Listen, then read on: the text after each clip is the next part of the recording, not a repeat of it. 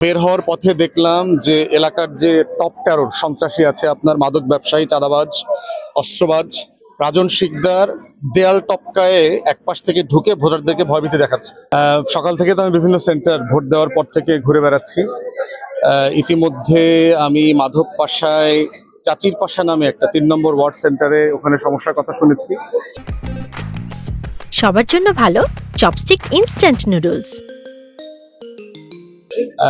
বাহিরে আপনার যে ওই যে টেবিল নিয়ে যারা বসেন, আমাদের ঈগল পাখি এবং ঐক্যবদ্ধ বাংলাদেশ জোটের যে টেবিল, সেটা সকালবেলা উঠিয়ে দিয়েছে বিএনপির লোকজন এবং বলেছে যে এখানে অন্য কোনো টেবিল থাকতে পারবে না।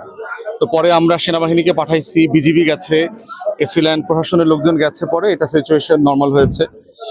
অধিকাংশ সেন্টারই নর্মাল দেখলাম। এইমাত্র আমি বের হচ্ছি আপনার রহমতপুরের এই যে রাজকর সেন্টার বলে আর কি, পাইলট বালিকা বিদ্যালয়, এবং বের হওয়ার পথে দেখলাম যে এলাকার যে টপ টেরর সন্ত্রাসী আছে, আপনার মাদক ব্যবসায়ী, চাঁদাবাজ, অস্ত্রবাজ রাজন শিকদার দেয়াল টপকায়ে এক পাশ থেকে ঢুকে ভোটারদেরকে ভয়ভীতি দেখাচ্ছে। তো এখানে যারা সাংবাদিকরা ছিলেন তারা তাকে চ্যালেঞ্জ করছে এবং প্রশাসনের লোকজনও তাকে গেছে, প্রিজাইডিং অফিসারকে কমপ্লেন করা হয়েছে এবং এই কাজটাকে সে কয়েক দফা ইতিমধ্যে করে ফেলেছে। তা আমরা ইতিমধ্যে ইউনোকে জানিয়েছি, সেনাবাহিনীকে জানিয়েছি, জুডিশিয়াল ম্যাজিস্ট্রেটকে জানিয়েছি। আমার সাথেও আপনার আর্মস গানম্যান আছে, তারা তাকে ভয় দেখানোর পরে এরপরে সে পিছন থেকে পালায়ে চলে গেছে আর কি। এখন চিন্তা করতে পারেন, আমরা না থাকলে, সেনাবাহিনী না থাকলে, অথবা প্রশাসনের উপস্থিতি, সাংবাদিকরা না থাকলে এখানে আসলে সে কি করবে। এবং ইতিমধ্যে এটা সর্বোচ্চ ঝুঁকিপূর্ণ এবং প্রশাসন এবং আইনশৃঙ্খলা বাহিনী আমাকে জানিয়েছে যে তাকে খুঁজে বেড়াচ্ছে, সেনাবাহিনী, র্যাব, পুলিশ তাকে খুঁজে বেড়াচ্ছে, কারণ তাকে সন্দেহ করা হচ্ছে এইটা থেকে শুরু করে অনেকগুলো সেন্টার সে ঝামেলা করবে বলে আশঙ্কা করা হচ্ছে।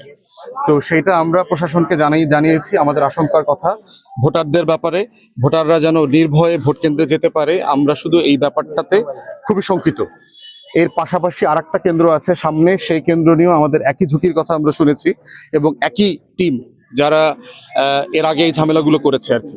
তো আমরা চাচ্ছি যে একটা ভালো নির্বাচন হোক, ভীতিহীন, ভয়মুক্ত একটা নির্বাচন হোক, যেখানে সবাই যার যার মতো করে ভোট দেবে, আমার পক্ষে দেবে, বিপক্ষে দেবে, কোনো সমস্যা নাই। কিন্তু ভোট কেন্দ্রে মাস্তানি, চাঁদাবাজির, সন্ত্রাসের রাজনীতি, ভোটারদেরকে ভয় দেখানোর রাজনীতি, এইটা বন্ধ হওয়া দরকার। এইটা কোনোভাবে চলা উচিত না। আমরা রুমের ভিতরে দেখলাম যে যিনি প্রিজাইডিং, মানে অ্যাসিস্ট্যান্ট প্রিজাইডিং, যিনি বুথ কন্ট্রোল করছেন, তার ওখানে ধানের শীষের যে লোগোওয়ালা ছবিগুলা ওখানে আমরা দেখতে পাচ্ছি। এবং আপনারা জানেন যে অফিসাররা যেখানে বসবে, ব্যালট বক্সটা কিন্তু আরেকটা টেবিলে থাকার কথা। আমরা দেখলাম এটা একই টেবিলে, এবং ওনার আমরা দৃষ্টি আকর্ষণ করেছি, উনি সরি বলে ওগুলো সরাই ফেলছেন আর কি। তো এই অনিয়মগুলো এখন পর্যন্ত আমাদের চোখে পড়েছে। আমি এখন মুলাদিতে যাব, মুলাদি থেকেও আমরা একই রকম বিভিন্ন আশঙ্কার কথা শুনতে পাচ্ছি। পোলিং এজেন্ট বের করে দেওয়া হয়েছে, টেবিল ছুঁড়ে ফেলে দেওয়া হয়েছে, ভোটারদেরকে ভয়ভীতি দেখানো হচ্ছে। ওখানেও আমরা স্থানীয় প্রশাসনকে জানিয়েছি ব্যবস্থা নেবার জন্য। তা আমরা আহ্বান করব, স্থানীয় প্রশাসন, সাংবাদিক সবাই মিলে আসেন, একটা জবাবদিহিতার নির্বাচন যেন হতে পারে। একটা এখানে তো রাজন শিকদারকে দেখলাম, রাজন শিকদার এবং তার যারা সহকারী, তার যারা গুন্ডা ক্লাস আছে, তার গ্যাং, তাদেরকে আমরা দেখলাম এবং ৪০০ গজের মধ্যেই দেখেছি। আমরা ইতিমধ্যে সেনাবাহিনীকে জানিয়েছি। সে অবৈধভাবে ঢুকছে কেন? দেয়াল টপকায় তো সে ঢুকতে পারে না। দেয়াল টপকায় ঢুকছে সেন্টারের ভিতরে, এবং আমরা তাকে চ্যালেঞ্জ করছি, সাংবাদিকরা চ্যালেঞ্জ করেছে, প্রিজাইডিং অফিসারকে বলার পর উনি গিয়ে চ্যালেঞ্জ করছে যে আপনি ভোটার তো দরজা দিয়ে ঢুকবে, দরজা দিয়ে বের হয়ে যাবে, যেখানে ওয়াল নাই সেখানে দেয়াল টপকায় সে ঢুকবে কেন? এবং এটার ভিডিও ফুটেজ আছে, যারা সাংবাদিকরা, ৩ জন সাংবাদিক ছিলেন ওখানে, তাদের কাছে ফুটেজ আছে, আপনারা চাইলে ফুটেজ নিতে পারেন।